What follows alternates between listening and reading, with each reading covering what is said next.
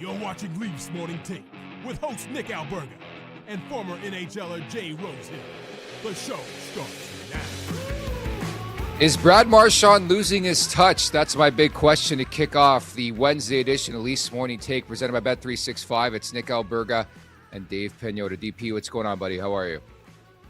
Good, man. I was at that game last night. That's solid performance there by the Maple Leafs of Toronto. Is it premature webaculation? That's a theme and a narrative and a mantra we've been running with, I think, since the Pittsburgh game. How would you explain what's happened the last little while here for the Buds? Well, they got their heads out of their asses for the most part and are playing better. And, I mean, obviously, when the captain is rolling the way he's rolling, that usually translates to good things as well. And it's good to see him back on track. But it's just all the pieces are kind of starting to roll a little bit. And you're 5-0-2 in the last 7. Things are the heat's not there anymore. Pressure's been lifted. You're playing a lot better. You're a little looser. You're not as tight. And it translates to better things. Joseph Woll's been great in net. He was great last night. Too bad he couldn't get the shutout, but whatever, they got the W and he was lights out. So everything is now, kind of gelling with this club a little bit, despite some of the injuries. Good to have Carlo back. And let's see how they keep this going. They hit the road, and then they're back home on Saturday for the Canucks. Naturally, that's prompted the question here in our chat today. Are we back? In capital letters, 73% of you say yes right now. 29% say no. Producer Vic is rather horny on a Wednesday. But it was just a game they needed to get. First and foremost, I thought it was a really good celebration of Auston Matthews. To get Mats Sundin to come across and be part of that night, I thought had to be extra special, not to speak for Auston, but man, oh man, it is so refreshing to see Matthews buzzing the way he is. Like even 6 minutes into that game, he had a breakaway, big stop from Bobrovsky, but I could safely say for the first time maybe this season, I'm really, really starting to notice the captain on a shift-by-shift basis. Yep. Never mind nightly. There were games in the first half and the first 41 where you couldn't even notice Auston Matthews. It was very Elias Patterson-like from Vancouver, but he has really, really been a different player, I would say, since the holiday break here.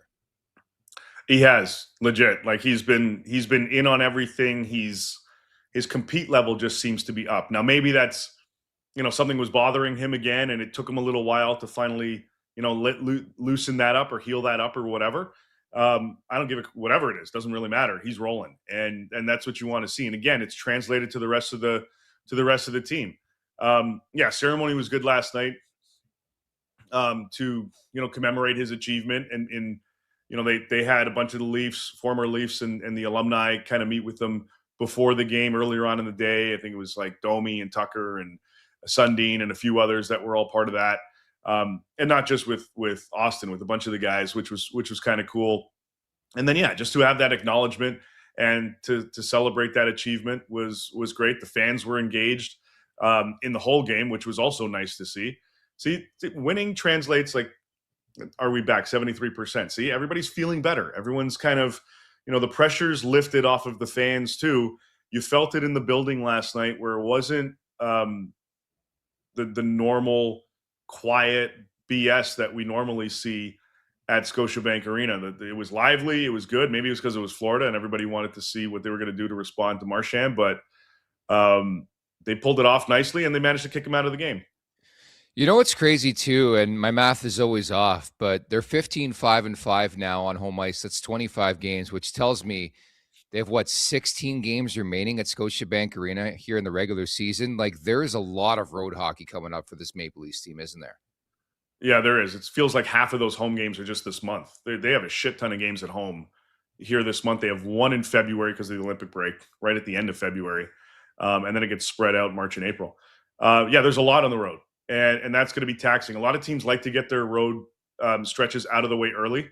And, some teams usually have that one big stretch. Luckily, they don't have, 2 or 3 like some teams have. I think the Islanders are sitting at 2 very long 7, 8, 9 game stretches, on the road. Toronto's going to have that, I think a big one in March, but for the most part, things have been spread out decently. So we'll see kind of how they respond to everything. But whatever. It's happening right now. And again, the games that you play and that extra oomph that you have in your game, that translates at home ice. You're going to bring that with you on the road too. That confidence level is going to be, kind of following you. So let's see how it follows them and how consistent they can maintain this pace of play. And we'll see what happens when Willie eventually gets back in the lineup. Oh, they're going to lose. We all know that. That's exactly what this team does. They weather the storm, then their best players, their star players come back, and they lose. So I'm obviously not looking forward to that. Hit that like button, hit that subscribe button. Our Super Chat charity partner is Sick Kids. Want to make sure that your question or comment gets on the show. Hit us up with a Super Chat. Proceeds from our Super Chat will go to Sick Kids, ranked the #1 research-intensive children's hospital in Canada and 3rd in the world. It's like Diddy with the baby oil every time Brad Marchand plays the Toronto Maple Leafs. He can't fucking wait, man. He cannot fucking wait. And I mean, it's partially our faults, and I love it doing this YouTube show and planning things because you always have content to talk about. But dude, this is starting to backfire on the guy. I know you don't want to poke the bear. I know it's the regular season. The Panthers have to get to the Stanley Cup playoffs. The Leafs have to get to the Stanley Cup playoffs. I think the guys get a bit sloppy with his narratives. His shtick works. So he's blaming the media. Now he's blaming the fans for Mitch Marner going to Vegas and leaving Toronto. Like, which one is it? Well, he's a shit disturber. So he's just trying to find topics that can trickle into the room that throw the guys off a little bit. Like everybody says, we don't listen to the media. We don't watch social media. We don't pay attention to that. It's all bullshit. They all do. Yeah. So it's just his attempt to find a way to get into the room. Mitch isn't here anymore. All right. Well, who am I going to piss off? I'll go for the fans, and then we'll talk about it. Other talk shows will talk about it. Social media will talk about it. And eventually somebody's going to see it on their phone. And, hey, look at this fucking guy talking about, like, what did he say? And that trickles in the room. That was his attempt. It didn't work last night. He got banged up and didn't play the third period. He didn't leave. He didn't finish the game, Dave. He did not finish the game last night. No. He got I don't know what happened, to be perfectly honest with you. I just my theory about this is? Yeah. Do you know who Florida plays on Thursday night? We were both born there. I don't. Oh, Montreal? Okay. What happened, was it last week when Florida and Montreal got together? It was that game where Brad Marchand didn't elbow Mike Matheson in the head, right? Oh, yes, that's right. My theory is Florida. that they pulled Marchand to prepare the narrative that, he's banged up, he can't play in this game. Because you don't think Montreal's going to have a response. Arbor Jacki is going to have a response. Brad Marchand. Yeah, Wi-Fi is going to be all over that. He's going to want to be. That's my theory. Sammy Blay's probably playing in that game. Yeah. If Marchand's in, then probably. Okay, I could maybe kind of see that. They're losing. They didn't feel like it was their game. All right, let's phantom something and you don't play the third because it follows in it. Maybe. I mean, that's dramatic, but I don't know. I think they'd want Brad Marchand in the game so that they can steal 2 points out of Montreal because they're 2 points out of a playoff spot. But yeah, sure, why not? We'll see. We'll see. And this stems from a conversation. Like I was at it with Panthers fans and Panthers media yesterday, and that was the most ridiculous stat I've heard this season. I know you were at the game, but Chris Cuthbert throws it on the broadcast that entering the night, the Panthers had 52 more power play opportunities in the Toronto Maple Leafs. Like, I understand the discrepancy, but that is a crazy, crazy disparity in numbers. And I got a response saying the Panthers are always shorthanded, but 52 fucking power plays more than the Toronto Maple Leafs. And then I see what happens game in and game out, and I see Bob McMahon get suspended, and then other guys, nothing. And then I see Brad Marchand with the most blatant elbow. Like, that guy does not deserve any benefit of the doubt at all, whatsoever. The guy's licked the guy in his NHL career. And it's like we're told to just turn our heads and say nothing happened, you know? I mean, look, the Panthers do a really good job of getting under everybody's skin. Hold on, I'll get this part out of the way. I do think the league should have looked at that. I do think he should have gotten a game. I didn't like that at all. But that aside, that disclaimer aside, yes. They do a really, really good fucking job in just poking the bear and getting under everybody's skin and just pissing them off and towing that line because they have agitators that can do that. They have Marchand. They have Sam Bennett, who does that very well. They have AJ Greer, who does that very well. They've got other guys in this lineup who do that very well. Even Aaron Ekblad, who, I don't know what, that bear hug fight with Domi last night. What was that? I don't know. He just grabbed on and hoped for the best. But like, they have a lot of guys that do that, and they just bait the other team into getting back at them. And when you like the whole thing with hockey, like, you start something, it's not the start, it's the reaction. It's not the cause, it's always the reaction that gets clipped. And that's what happens. Florida does a freaking great job doing that. And Paul Maurice has done a great job in teaching that. He's a shit disturber too. And he does a great job in instilling that into his lineup. And that's why they get so many damn penalties, or power plays, I should say. Regardless of what they do, I thought it was excellent pushback for the Maple Leafs. And quite frankly, I thought it was going to be a bit more greasy in the third period than it was. But it looked like it, right? Not to embrace any injury, but I like the fact that they came back right at Brad Marchand. And it was a big hit by Scott Lawton, I believe, that took Marchand out for the rest of the game. The Luostarinen hit, we'll get to that. Maybe guys didn't see it on the ice. I know Lawton was chirping him a bit in the third period, and the result matters more than the response, especially to a guy like Luostarinen. He's not really known for being the most physical guy in the Florida Panthers. But in general, like, this team has a pulse right now. They're playing with passion. They're playing with energy, tenacity. But I like that they took it to Florida last night. Usually it's the other way around, where they're chasing them around the ice all night. Yeah. No, they flipped the script a little bit, and the Lawton hit, like, the puck was going up ice, so I started watching the puck. I don't even think I saw the hit. I just turned back and saw Lawton down. And I'm sure a lot of the guys on the ice were kind of similar. They were kind of following the pace of play. But yeah, you're right. Like, Toronto did a very good job in directing the way that game was being played, and they control the puck more for them compared to how they normally do it. And they just created more opportunities and more chances. It would have been awesome to see Auston score on that breakaway in the first period early on, but whatever, he got one later. But overall, like, again, they were just sound. They weren't afraid to back down. They were physical when they needed to be. They didn't fall too much into Florida's trap at all, which was also impressive to see, because, again, the Panthers do such a great freaking job in baiting guys. And Joe Woll was really, really good in that game. As I said earlier, probably deserved the shutout, but whatever. He'll take the W and pad his stats. But just an overall strong team effort in that one last night. And again, good to see Brandon Carlo back. It sucks that Tanev's going to be out for as long as he is, but good to see Carlo back. Good to see this team healthy. And then you just kind of go from there. I saw Dakota Joshua after the game. He's looking okay. He's looking fine. But with that injury, you need to give the kidney time to repair. In the internal stuff, you need to give that time. So he'll come back in due course. But nice to see guys stepping up. Hell of a pass by Nick Robertson on that Easton Cowan goal. That whole tic-tac-toe play, or that whole sequence, beautiful, I should say. Was fantastic. That was a hell of a goal, hell of a pass, good finish. The whole team was feeling it. They're playing as a team, and I'll tell you one person who did see that Luostarinen hit it on Lawton, the fucking ref, who was beside and looked directly at it and said, "No, not fucking tonight." Anyways, at the Leafs Nation 401, Jason Demers is coming up, former Canadian Olympian, former NHLer now with NHL Network. So we got his thoughts on this crucial win here for the Maple Leafs at the Leafs Nation 401 on YouTube. Hit that like button. Hit that subscribe button. Leafs Morning Take wherever you find your podcast. Make sure to leave us a 5-star rating.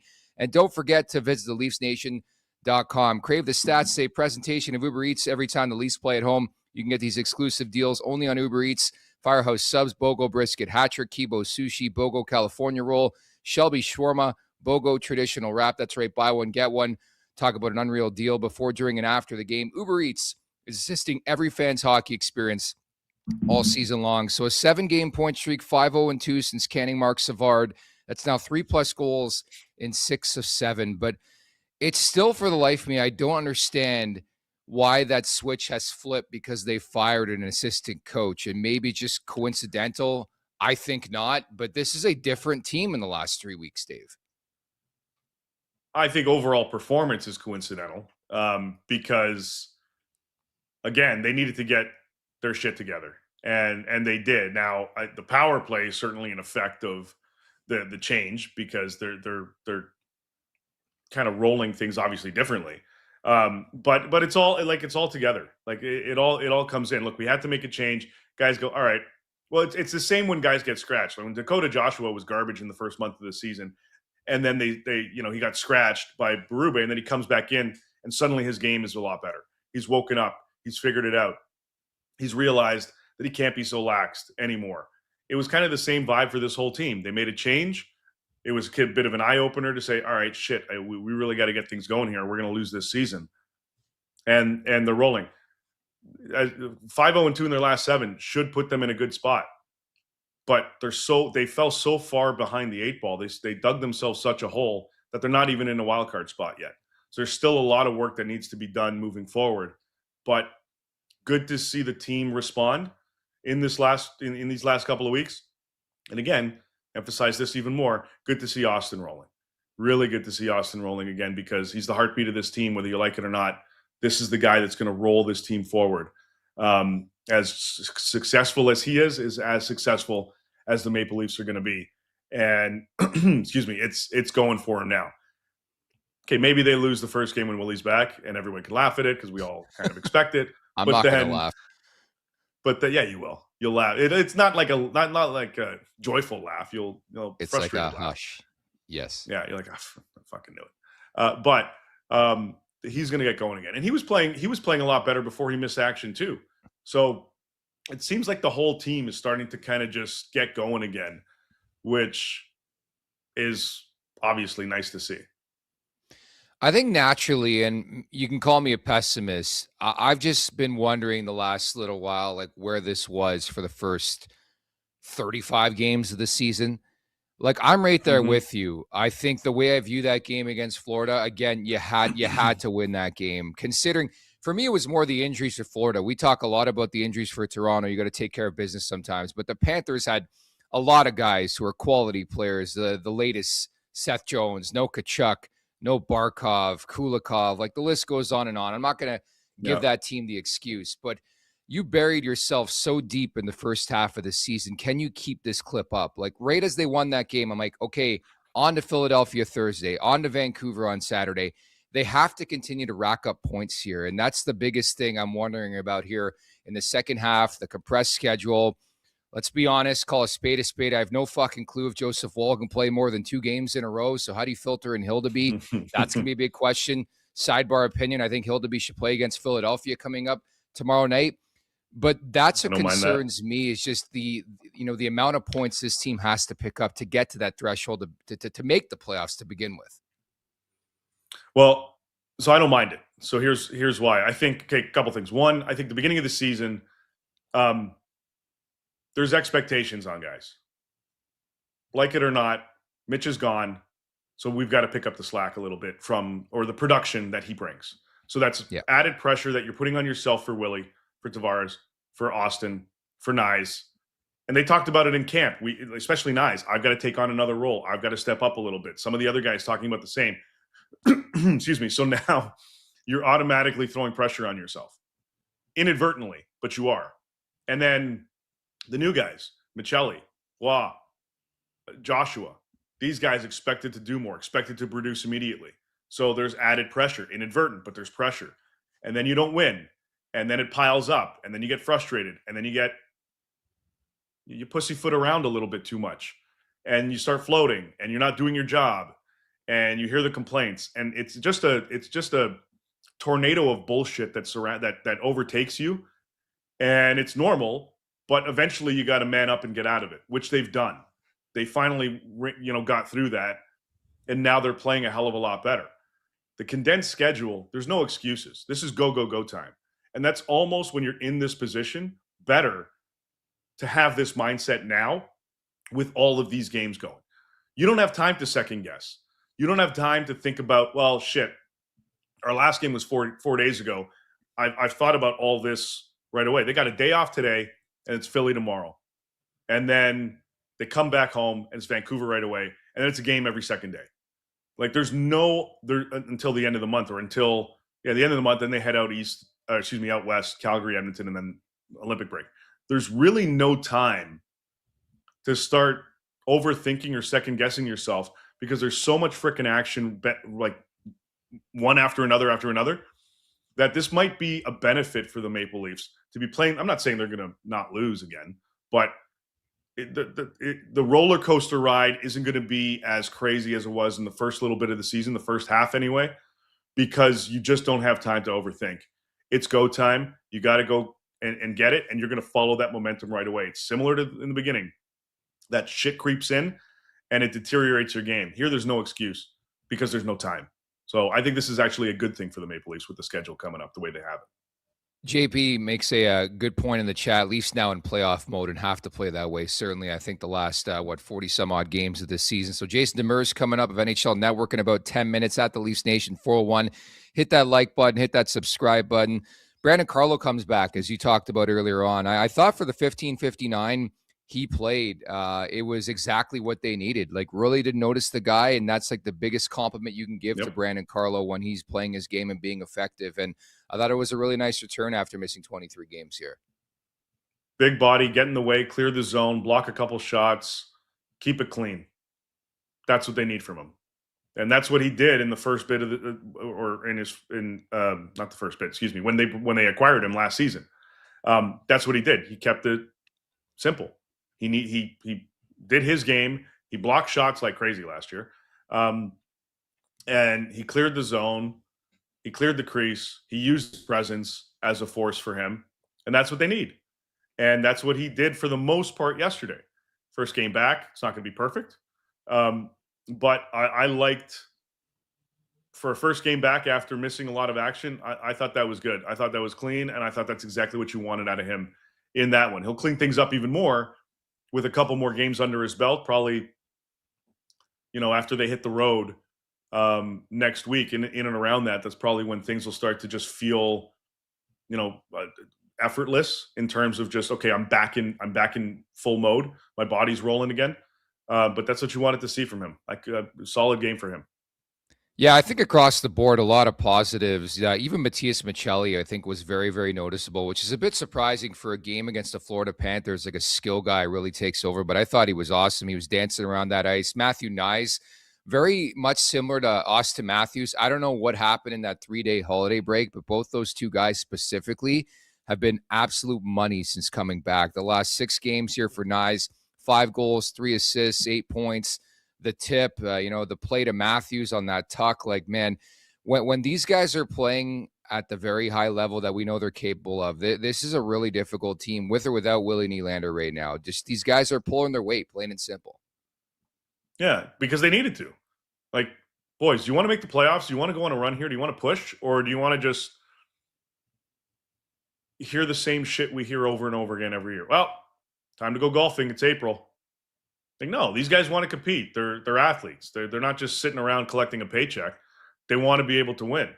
And you can only go so long before big change has to happen, unless you prevent it. And that's what they're doing now. So it's great to see these guys. And I touched on it. Nyes, beginning of camp, talked about taking on more responsibility. Well, now that you're out of that clusterfuck of a first half of the season, now you get back into it. And you start to own that, and that's what we're seeing from him. That's what we're seeing from Auston. That's what we're seeing from a lot of guys. And again, good to see. And if Maccelli can build off that game, if some of these other guys can build off that game, it's even better for the Maple Leafs, because you're not going to get, Auston scoring once, twice, 3 times every game. You're going to need to have secondary scoring contribute. So good on him. And the one thing I will add, and who cares about entertainment, but at least we're being entertained as a fan base, as a media conglomerate, where it's like, I watch the games and I'm not bored to death. I don't know what they've done. Well, obviously, a lot has changed in sort of the game plan, less dump and chase, more so let's gain the zone, let's use our skill a bit more. But even if they lose games like this, we saw that over the weekend, like, at least they're more entertained, and it feels like it's gone to their legs too. Like, a lot of these guys are playing with a lot more purpose. Nick was a guy who has really, really used his frame last night. I thought he was awesome. in the cycle game. Bob McMahon seems to have found himself. Max Domi's been much better the last little while. It feels like every player has found their respective purpose and role on this team, and that's why this team's starting to win some hockey games too.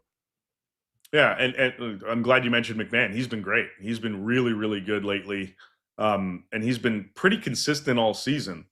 One of the few, but especially in this last little stretch, you're seeing him even more. You're recognizing his game a little bit more. He's on pace for 26 goals on the season, which is a career high. He scored 20 last year. That was the high. And he's at 13 now. You want to have those guys contributing even more. Not just simply because, like you say, contract year, but you want to see more out of your secondary guys as well. And I've liked what I've seen from him. Tavares his first couple of months of the season were fantastic, just like Willie, and then it dipped for most of December. He's due for a significant incline soon enough, and I'm sure we're going to see that. But when that doesn't happen, you've got other guys that you can slot into the roster, and they get to contribute, and that's how you win. This is Tavares's yearly, it feels like, January swoon or decline, whatever you want to call it. He does look a bit gassed. Naturally, it's going to happen considering how many games that guy's played in his career, but he's going to find it again. Like, among the guys that would concern me when they struggle, it's probably not JT at the Leafs Nation 401. Hit that like button, hit that subscribe button. It had me wondering a lot watching that game last night. If I were to tell you prior to the season, and maybe Florida isn't the barometer anymore in this league, but through 42 games, you'd have as many points as the Florida Panthers. Would you take it or leave it, Dave Pagnotta? Don't say that.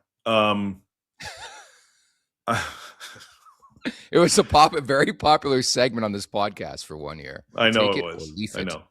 I know. I remember doing those. You would want to say yes. You would want to say you would take it. But given how just nuts this season is, I mean, either way, I think, look, I didn't expect this team to be, and we've touched on this before, I didn't expect this team to be competing for first in the division. But because of just the overall competition across the league. But this should be a playoff team. To what degree, that'll depend on how some of these guys really continue to step up. I guess you take it. You're only 2 points out right now, and that's a team you needed to chase. So technically that's a 4-point game, not just for the wild card, but also in your division, because it's the same division. I guess, like, because both of these teams now, because if Florida's going to roll a little bit more, which I expect them to do, they're going to be playing Montreal more. They're going to be playing, Detroit, more regularly than if it wasn't in the same division. So you want them to roll so that they can, collect a couple points as you're doing it, while the top teams like Detroit and whatnot are going to start to dip. That's kind of what I anticipate happening in the second half of this season, is Detroit taking a little bit of a step back. I think Tampa's going to keep going. I think the Habs are in good position to stay within the top three. And then I think it comes down to Detroit, Florida, Toronto. Can at least two of those teams get in there? That's what we'll have to see and keep tabs on over the next, the half of the season. You know what the unheralded story of this Maple Leaf season has been is their penalty kill. And Derek Lalonde, assistants in general, never get enough credit unless they're canned and the team goes on a massive point streak. But they have done such an incredible job, and this aligns perfectly, by the way, with Scott Laughton coming back to the lineup. But the PK has been money in the bank, man. For the lack of discipline at times, man, they've killed 31 of 34 penalties since December 1st. They're number one in the NHL. Yeah, it's been a big part of their game, because now you can rely on that. So you can do stupid shit in a smart way and know that your PK is going to bail you out, that they're going to be able to step up, and they're going to be able to pot in a couple shorthanded goals too. So you mix things up a little bit, and you take a little extra liberty, because again, that you can step up and your PK is going to roll. And because it's a big part of your game, it allows you to do those other little things that maybe throws the other team off a tiny bit, get under their skin a little bit more, and not, leave your goalie out to dry. And all of a sudden they're banking in the man advantage goals. It's a smart play from the Leaf side of things, because they're taking advantage of just how smart and how well they're playing on the PK. And again, you can't bury the lead either. It certainly helps when you're getting saves. Like Joseph Wall, 31 stops last night, 6-0-1 at home, 7-1-1 in the last 9. Like that is your biggest penalty killer, is your goaltending. But you add that with, some of the yeoman's work they're doing defensively. I think Lawton Lorentz was great last night against his former team.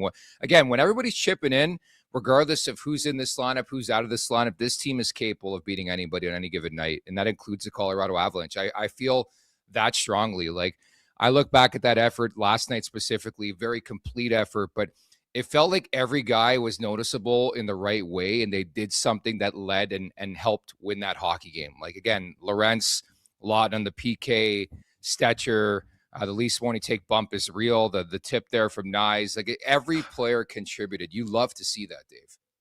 The talent's there. Like it's just a matter of getting them rolling in the right way. And again, I'm going to keep saying it. They're going to go as far as their captain's going to take them. So when you're seeing all the other guys doing all the right things and the intangible players playing at their pace, the secondary scoring guys contributing, defense is sound, you're getting all those stops from Wall. Like, all of that's great. You just got to keep the top guys doing top things, and that's really how far this team's going to end up going. 1,000%. So we're going to try to connect here with Jason Demers, former Olympian, now does great work with NHL Network and does a great podcast as well with Adnan Virk. So we'll get to that. Auston Matthews, again, the feature presentation last night, but really catching fire. 7 goals over a 5-game point streak, 11 points, 29 shots on goal. He's looking for that shot again, which I think is massive. For some reason, there was like a 15-game pocket where he was deferring every shift, Yeah, and that's, again, that's the confidence element. Like, there was obviously something nagging him, and it's gotten better, and now he's a lot more confident in his release again. So, if you're a Leaf fan, you want to see that keep going, and if you're him, you want to keep going too, because that means more pucks going in the back of the net. Definitely. At the Leafs Nation 401, hit that like button, hit that subscribe button. And so the Maple Leafs look ahead to this game against the Philadelphia Flyers coming up on Thursday too, right? Scott Laughton make his return to Philly. I know last time he was trying to battle back from that injury and couldn't quite get back. Leads the stretch that day, doesn't play that game, but it's going to be an emotional night for him in Philadelphia tomorrow night. Yeah, he was drafted there. He loved his time there. He's got a lot of friends out there in and out of the organization. So yeah, going home to a certain extent is always emotional for a player. But he's on the other side now, so he's going to do what he can to help out the Leafs and collect 2 points against another team that's potentially a wild card threat. So this is another, like, every game now down the stretch in the second half of the season. We're not even near the stretch yet. Is going to be, most of them are going to be 4-point type nights. So collect as many of them as you can. Definitely. And I think, I would wonder too, like, what's going on injury-wise with Nylander now? Like, have you heard anything that we've reached, like, the 5-game mark after they said day-to-day, and we're both, I believe, at that game where it's like Berube's like he's making the flight to Detroit, and then this guy's nowhere to be found. Now it's been 5 games, Dave. Maybe he caught a cold. Again? The other night by wearing the stupid ass tank top at the game. But whatever. He'll be, I think the view or the expectation is Saturday. That's what I heard. Maybe it's Thursday against Philly. I think that might be a little premature, but I think Saturday is the target date for him to get back into the lineup. Fair enough. At the Leaf Station 401, hit that like button, hit that subscribe button. I do believe we have our guest now. It's former Canadian Olympian himself, Jason Demers. JD, what's going on, buddy? How are you? Can you hear us? Nothing. Okay, we're going to try to figure out the audio issue here. Producer Vic's going to give him a call. And we'll try to... Oh, we got you? Got us? Oh, we might have got that. No? All right. Nothing. I thought I heard him. Okay. We'll try to figure something out here with Jason Demers and get his thoughts on this Maple Leafs team. Certainly a statement win, Dave. I would call that too when you look back at the last little while. But like these types of games, even the one in early December where they took care of business in Sunrise, to duplicate this, to do this again. And now you just, again, because they've fallen behind things a bit in the first half, you just got to move on mentally. You enjoy it for one night, but you got to move on, obviously, quickly to this game in Philadelphia here. Well, yeah, and that's what I was talking about earlier. You don't have enough time to overthink. Now you get the day off today. The team has the day off and deserved and whatnot. But there's so many other things in life that you're dealing with. In addition, like days off aren't officially days off, but they kind of are. You're always thinking about it. You want to try to escape as much as you can, but there's not multi-day stretches here. Like this is a full onslaught of games until the Olympic break. So there's no time to really, even if you wanted to, take your foot off the gas. Unless you get banged up and you're playing hurt, there's not enough time to start second guessing shit. You're just going to keep rolling, and that's again a good thing. I think this is a good chunk. If the Leafs are going to have to go through a crazy stretch like this, like a lot of teams are, because of the way the schedule is, this is a good spot for them to be in now that they're on this little heater. All right, I do believe we have today's guest now, Jason Demers. Can you hear us, buddy? Yeah, there he is. Fuck yeah! How you been, bud? What kind of lighting do you want? Do you want a little bit lighter? Oh wow! I like it a little warm. I like a little warm, like I'm in the sun. Setting the mood with that. Yeah, nice. Setting the mood with that couch behind you too. You like the crane couch behind me? My wife's been building a podcast studio for 2 years, so by the time it's built, I'm going to be out of the week. We're getting there, dude. There you go. Slow and steady. Yeah, great to have you. Thank you so much for doing this. Obviously, we're talking a lot about this win against one of your former teams last night in the Florida Panthers, but would you consider that a statement win for the Maple Leafs? It's hard to, just because I think any win against the Panthers is a statement win, even though they're missing Seth Jones and Tkachuk and Barkov. They're missing a lot of bodies, and I think it's, Seth Jones is a way bigger piece than people realize on this back end. But they played a great game. Toronto's not without its injuries. Everybody's injured right now. This condensed schedule is really starting to affect teams. So I do think that it was a good win for the Toronto Maple Leafs, especially a team against their division, because, I was looking at their schedule coming down the stretch here into the break. They got one more game against an Atlantic team in their last 15, and the rest are against teams in the West. They're playing Philly next, which is a Metropolitan team, and then it's all teams out West. So the time to kind of play those 4-point games are going to come after the Olympic break. So you got to get into the playoffs or stay around that mix before the break, because afterwards it's going to be tough to really gain ground and traction when you're playing teams that are in your division that have the opportunity to bring you to overtime and get points. So I think this was a really big win for them to really kind of claw their way back up, and they're setting themselves up nice. But now is that this last little 15-game stretch where everybody, you got to just stay focused. I know everybody's starting to think in the back of their minds that the break's coming up and it's you're going to have some time off, but it's really time to bear down and make sure that you're minding all your P's and Q's and you're on task, because if you're not and you kind of go into the break 5-10 points out of a playoff spot, I think it's going to be really tough post break to claw your way back in.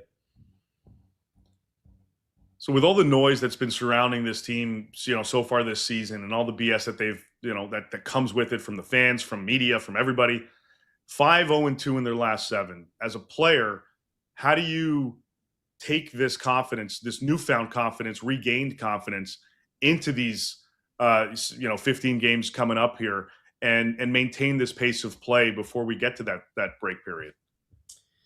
Yeah, I think I think the mentality within the room, it should be, us against the world, and I think they got to hold on to that chip on their shoulder. They really do. And, they've had to battle through a lot of adversity this year. And, I think everybody said it, and it was pretty collectively, everyone was in agreement that this isn't a better, let's say, offensive team than it was in years past. But this is a team that if they can get to the playoffs, it's more suited and built for the playoffs. And we're seeing kind of little cues from that, because with all the injuries, they're still finding ways to win. They're still playing some good hockey. They're still one of the top, what I think is one of their strongest suits is the faceoff circle. They're the best in the league. And you look with Scott Laughton back and healthy, that it's just very good. They have control of the puck a lot during the game. So they have to take all the positives, block out the negatives, and really add fuel to the fire that, listen, everyone's against us. Nobody wants us to win. Everybody's laughing at us. And I think if they can hold on to that and take that, I think it's really going to help propel them. And I understand that, again, the woe, I feel like years past, it was a little bit more woe is me and, we're trying and we're trying. Now it seems like they have a little bit of FU in them. And I like that. And I think that's something that's been missing from Toronto. Now, can they hold on to that and keep it going and kind of out battle and outlast the injuries, because they lost some key guys? But time will tell with that. And if we'll see if Coach Berube can keep kind of pressing the right buttons. And, a lot of this winning streak hinges on Auston Matthews getting back to being Poppy and playing the game we know and all really root for when we see him scoring goals. We love seeing Auston Matthews play this way and put pucks in the back of the net. So it's important, I think, for him to keep that and him to stay healthy. JD, you played in this league. Did I underestimate the power of making a coaching change, and it's not the head coach? Like, it's Mark Savard out, and now suddenly they're on a 7-game point streak. It's very leafy in the fact that this would be so Toronto for this to happen, that you fire an assistant coach and suddenly, eureka, we figured out our game here. Well, with the power play, because, let's say you're in a coach's locker room, the head coach, Berube, most teams, I've had some teams where, the coach is power hungry, and just wanted to control everything. But most teams, the head coach oversees everything. He kind of has maybe final say, but he leaves the power play coach and the penalty kill coach to his own devices, unless, kind of like, remember the Titans, Herbie's kicking my ass. I need some help here on the defensive side. Unless the coach comes in and asks for help, it's really the coach on his own. So it was really Mark Savard's power play. And I know that Craig probably had some insight to that, but that was his power play. And, sometimes the message goes stale and there's frustration between coaches and players, because the coach wants the players to play a style that they're maybe not comfortable with. And, sometimes there's egos involved, and, I never want to speculate, but that's for me in my experience when I was playing, when the power play would go stale, you really have those one-on-one conversations with the power play coach, which is Mark Savard. And I really do think they just, sometimes mentally you get those blocks and you can't figure it out. You're not scoring. They try to add a wrinkle. It works for a game. You can't sustain it. And then there's a little bit of resentment and frustration, both sides of the aisle. So I think getting the fresh voice in, unfortunately, it sucks that it has to be one guy that takes the bullet. But sometimes, you get somebody to come in, and a lot of the power plays when you're struggling, it's really focusing on simplicity. And you see that from the Toronto Maple Leafs now since the coaching change. It's a lot simpler. They're getting pucks to the net. They're trying to volume shoot versus kind of move it around and play ticky-tack like they used to. So you're starting to see it benefit. Now, will it continue? Hopefully it does. Obviously, losing Mitch Martin, it's a big piece, and that's been something they've been trying to figure out all season long. But I do think sometimes a change in the locker room, as much as you wish everybody was hanging around and everybody was there forever, you are, as a coach, hired to be fired. So, and that is the tough thing that goes on with the NHL, but it is what it is. It's part of the business. I don't think anybody understands it more than Mark Savard, who's played and now coached. But you're seeing the fruits of just that little bit of a coaching change. So, good on Toronto Maple Leafs for making that change, and the guys responding to it, and maybe responding with a little bit of urgency, because they're like, wow, we kind of had a part in this. We're responsible. We don't want anything else to happen to the other coaches. We need to start picking up our game. So sometimes it sucks to see that it happens to one guy like that, and somebody has to be the lamb to slaughter. But it's the response has been there, so it's worked. The other thing that's worked, by the way, great. Remember the Titans reference. Thank you. The other thing, yeah, that was fantastic. One of the things that's worked for them all year, and it's continued to work and it's continued to get better. We touched on this, Nick and I, earlier, is the penalty kill. How, like, when you can rely on your PK as much as the Leafs have, because it's been consistently good, top 5 in the league, how important is that in your plan of attack, knowing that you might be able to get away with a few things and still have your PK bail you out when it needs to be, or when it needs to? Well, as somebody who played, both power play for a long portion of my career and penalty kill, I played both. I always took more pride and enjoyed more the penalty kill, just because I found the onus of, either you needed to protect the lead, hold on to a lead, not let the game get away from you.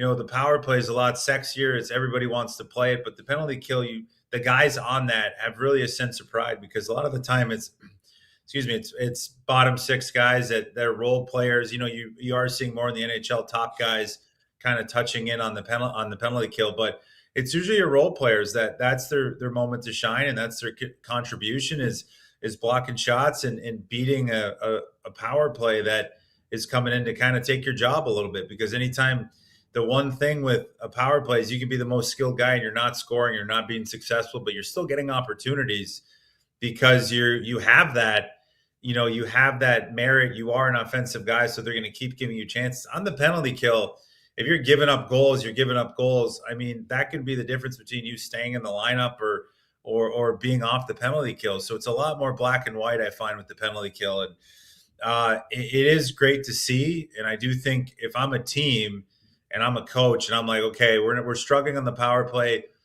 we're still kind of decent 5-on-5, but our penalty kill has been solid. That's something to hang your hat on, because you can at least know that you're going to stay in hockey games, and you can play physical. You can play a little bit meaner, knowing that you have that protection, because that penalty kill, anytime it's rolled out there, is going to be most of the time successful. So, for me, I always think it's something, and especially Craig Berube, I'm sure it's something that at times this season has saved them, is their penalty kill. Yeah. And not to say that they've been great defensively 5-on-5, but their penalty kill, they figured it out. So it's good to see. And I think it's important, because those are, slowing down, especially in the Atlantic, a lot of these power plays and these high-end power plays and out East, it's a lot more an offensive-minded hockey brand of hockey than it is out West. I just think that the penalty kill is so important. So for me, I'm a huge advocate for it, and I liked it more than when I played power play. So it's good to see that they have that going for them right now. Very accomplished career. I mentioned it earlier on. You were an Olympian in 2022. Were you a little disappointed you didn't get the call this time around, or what? I texted Sean Kelso, who's one of the media guys there, and I said, hey, I know you don't want to leak it, but I'm on, right? And he's like, make sure you're by your phone at 8 a.m. So he ninth greened at 9. He got me a little Effie Gilmore. I was waiting, no suit, sprinklers on me. But I thought they'd at least bring me on in an advisor role, because, as an Olympian, and I've represented my country 3 times, I could really help Connor and Cale Makar on working on their game a little bit. So I'm sure I'm sure I'd be a big help to them.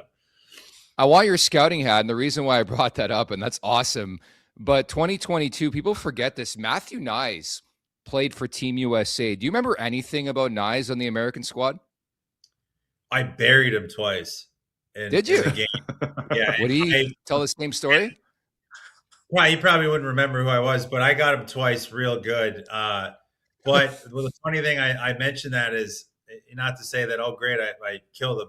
But I hit him like as hard as I could hit him, and I feel like it hurt me more than it hurt him, even though I got the best of it.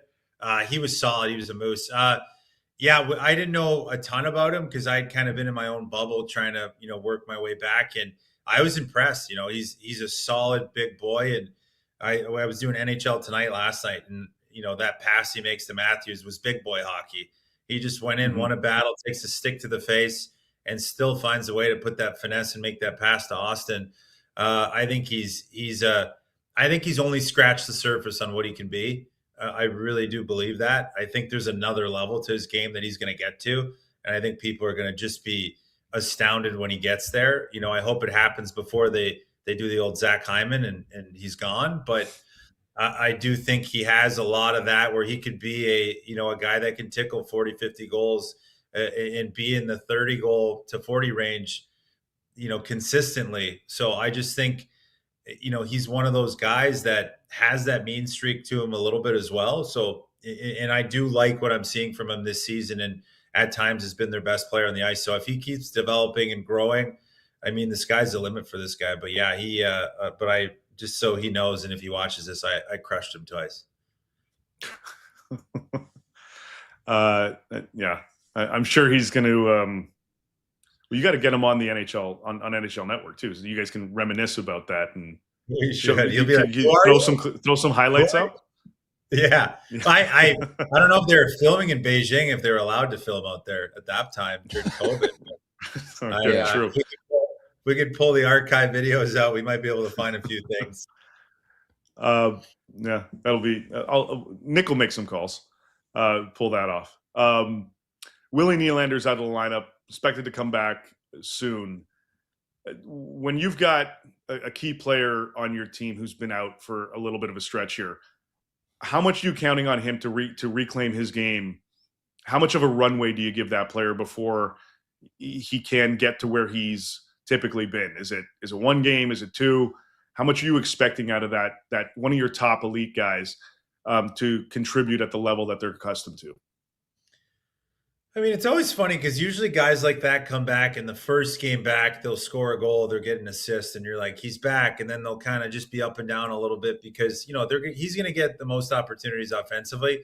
You just never, when a guy like that comes back, the unfortunate thing that happens on a lot of teams is they have to start in the top six and they have to push somebody down, and somebody that's probably been playing well and the team's on a roll and you found some cohesion with lines. And then that kind of throws everything off. So it's more the team adapting around him because he takes up a lot of room and rightfully so. He's, their most offensively gifted player on that team. So when he comes back, you have to make room for him, and you got to think he's going to make your team better. It's just, how does the team respond to, and guys respond to probably getting a little bit ice than they've been used to getting. And that's the biggest thing is, I think you play 80% of NHL players, 18 to 20 minutes a night. They're going to find ways to produce and get opportunities, and they're going to get comfortable with it because at some point in their careers, they were playing junior and they were playing 20 minutes a night and they're lighting up the league. But it's just different. There's levels to it. But all these guys have the capabilities to be goal scorers and kind of carry the mail in some respect offensively. So, but when a guy like that comes who's leaps and bounds ahead, you then have to go from playing 18 minutes a night to 14 because Willie needs that ice. So it's, how does everybody else react around him? How does his line mates react to him now that, he's been out a bit? You got to find that chemistry again. So it's not only on the player. I think the player can do all he can, but it's how that chemistry is on. And I find up front is a lot more difficult than defending because you just got to worry about your partner. And your partner, typically, and understand, you have a lot more conversations. Now you're worried about two guys that you have to deal with. And then if you're on the power play, you got to worry about the four guys in the power play and how do you fit into that, especially if the power play has been on a roll. You don't want to come in and, you've scored 5 straight power play goals and you're like, oh, wow, now I'm coming in. It should be a boost, but because these guys are so comfortable playing together without me, it takes a little bit of time and there's a little bit of a learning curve. Jeffrey Wilder writes in, is he on TV anywhere? He's really good. Yes, he's on TV. He's on podcasts, NHL Unscripted, right? Jeez, so turn your TV on. I'm everywhere. Come on. What's going on now? Don't let the homeless look fool you. All right, JD. Great stuff. Great to reconvene with you. And hopefully down the road, we're talking playoffs with this Maple Leafs team. Thank you so much for your time today. Yeah, we'll see you at the Stanley Cup Finals YouTube live show in Toronto. Ooh, okay. That's the only way I can do it because I'm Canadian. So thank you so much. Take care, bud. Thank you. Jason Demers had a chance to do some Stanley Cup Finals shows with him a couple of years ago. He's really, really good at what he does. And you can catch him on NHL Network. NHL Unscripted is the podcast he does with Adnan Virk, who has come on the show last year. And I love just the exuberance and energy JD brings to talking hockey. So that was a lot of fun. And it was cool to get that perspective as somebody who played against Matthew Knies in the Olympics in 2022. And, his lasting memories of that to the player this guy's evolved to like 4 short years later. Like, I love that quote. He's just scratching the surface because it's really true. You watch Knies' game, the way it's evolved in what 3 seasons in the NHL, it's pretty crazy. Yeah, well, his trajectory and everybody you talk to is like up. It's way high. It's just a matter of when does he scratch that? When does he start to scratch that? It's typically that 4th year in the league, 3rd, 4th year, where it really takes off. We're seeing it this year with what he's capable of doing. I think he's going to be a consistent 30-goal guy. He'll have his spurts, and that'll go up, kind of like JD was saying, the 40 range. But he's got that, and he brings the physical aspect. Despite getting rocked by JD a couple times in the Olympics, he brings that element too, where he's not afraid to throw the body, he's not afraid to get a little bit dirty, and he's not afraid to go into the corners. All of that shit. It's great to see a player of his stature capable of doing that, actually executing that, in addition to being an offensive threat the way that he is. At the Leafs Nation 401, hit that like button, hit that subscribe button. I'm getting some heat here in the chat. Sir Bob Laws, is Nick wearing that to show his love for Dubas? No, one of my really good friends is the assistant coach, or one of the assistants on the Sault Ste. Marie Greyhounds, who just acquired Carter George, by the way, who played for Team Canada. So just supporting the Sioux Greyhounds because my buddy's a coach there. It's not a Dubas thing, I promise. You sure? Not positive. We should do like a weekly check-in across the NHL on former Sioux Greyhounds, because there is a specific former head coach of the Toronto Maple Leafs who is fucking in one in New Jersey, in Newark right now. I was watching a bit of that game at the intermission of the Leafs game last night, and I was like, I'm the fucking idiot who bet on the Devils to win this hockey game, and they lost 9-0. And how about the coach leaving the goalie in for all 9? Imagine how Jacob Markstrom feels today, Dave. It wasn't even his fault, completely his fault. But then you look at the other side of the ice, and friggin' Ilya Sorokin stopped 44 shots for the shutout. Yeah. It's a good thing I picked them at the Islanders at -7.5, so that was good. Came out clean on that one. Nicely done. Yeah, I didn't it was funny because we're watching the game. The Leaf game is coming to an end. There's like 5 minutes left in the third period, and everybody in press row is going, it's 7-0. And 2 minutes later, it's 8-0. And then right before, holy shit, it's 9-0. I'm curious to see what the hell happens there in Jersey now. Like they're on. You don't want to react. You don't want to be reactionary, but that was ugly as hell. And the Owls were feeling great. DFO Rundown Insider Edition, we've got with Irf, Matthew Darsh, the Islanders GM, coming on. He was talking about just how everybody's ecstatic. They're going on the road. They just came off a big W, so the Isles are in good company. The Devils, fuck, that something at some point there has to get going. I know they've been trying to trade Dougie Hamilton. Clearly isn't easy. Hasn't happened yet. Does that escalate things? Did they pivot in a different direction? I don't know, but Devils fans are pissed.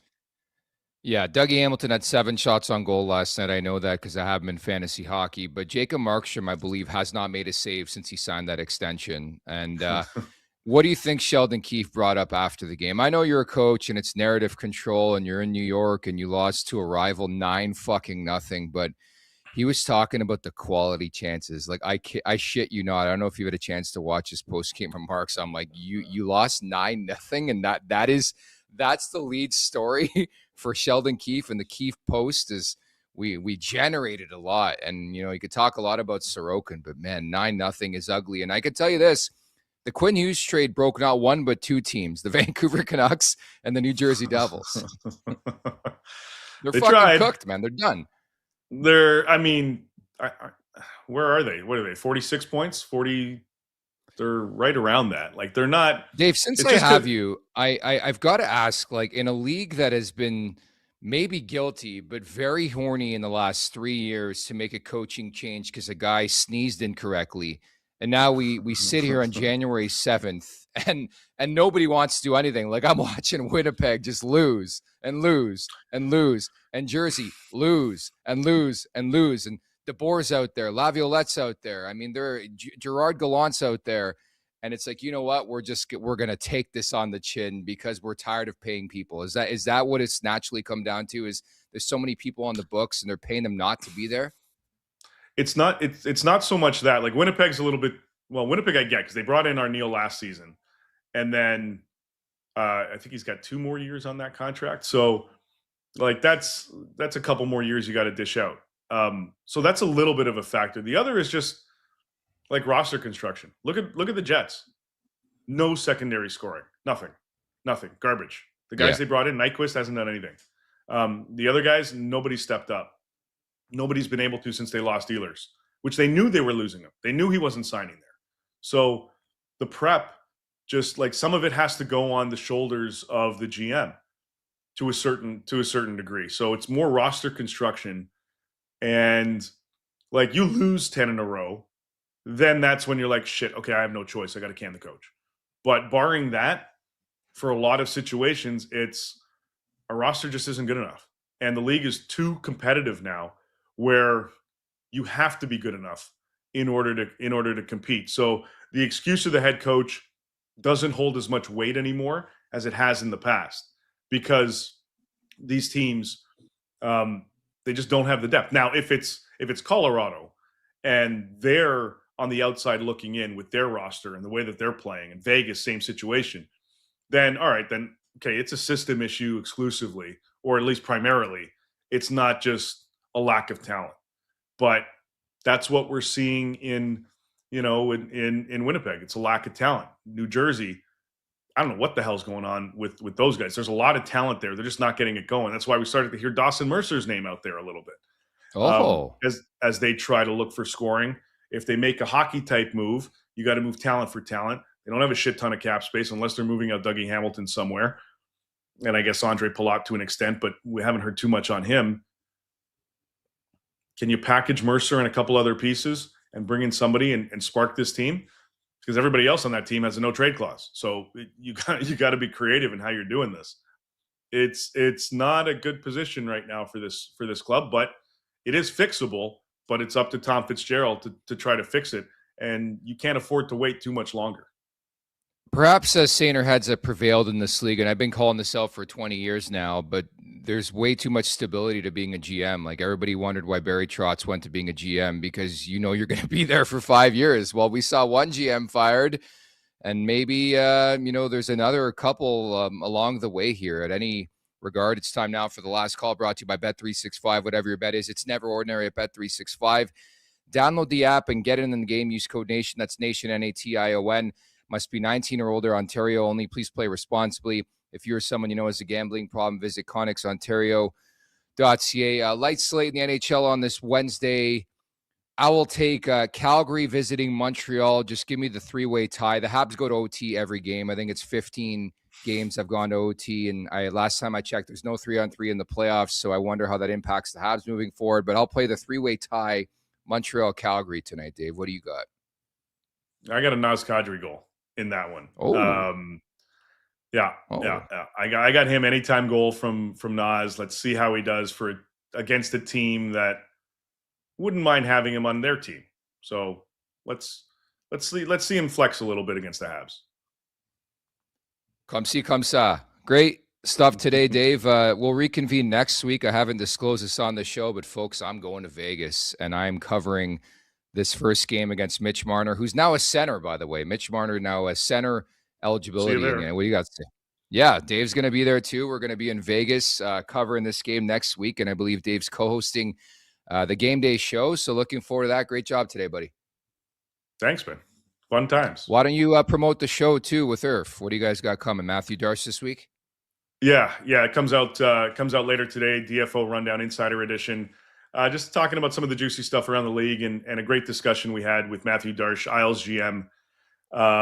Talk about Matthew Schaefer and how he's evolved on and off the ice with this group. A couple chirps from former Leaf Matt Martin. And update on Bo Horvat's status and some chatter around trade deadline, Olympic break, Anders Lee, JG Pajot on expiring contracts, all the fun stuff Isles related that I'm sure Leaf fans love. I do love it because I'm no longer doing the McDavid countdown. I'm doing the Matthew Schaefer countdown because I was down a rabbit hole over Christmas break. This guy fucking was a huge Leafs fan. He said it in his interviews prior to the draft. We're counting down the days, man, because the passion is real. The passion's real with McDavid. Watching him last night, I'm like, I can't wait for July 1st, 2029. Anyways, that's all the time we have for today. At the Leafs Nation 401, hit that like button, hit that subscribe button. Rosie back in the mix tomorrow, where we're going to be joined by TSN's Carlo Koliakovo, who, like Rosie, played for Scott Laughton. That's going to be the big narrative and storyline tomorrow. Scott Laughton returns to Philadelphia. So again, thank you to everybody in the chat at the Leafs Nation 401. Hit that like button, hit that subscribe button. Leafs Want to Take wherever you find your podcast. Make sure to leave us a 5-star rating. And don't forget to visit theleafsnation.com. Thank you to producer Vic. Thank you to Jason Demers, today's guest. For Dave Pagnotta, I'm Nick Alberga. We'll talk tomorrow, everybody. Take care. Make sure to check out more of our content right here on the Leafs Nation YouTube page. We got long-form interviews, we got clips, we got epic rants by Jay Rosa. We simply have it all. And don't forget, you can find out much more at theleafsnation.com. Thanks so much for watching.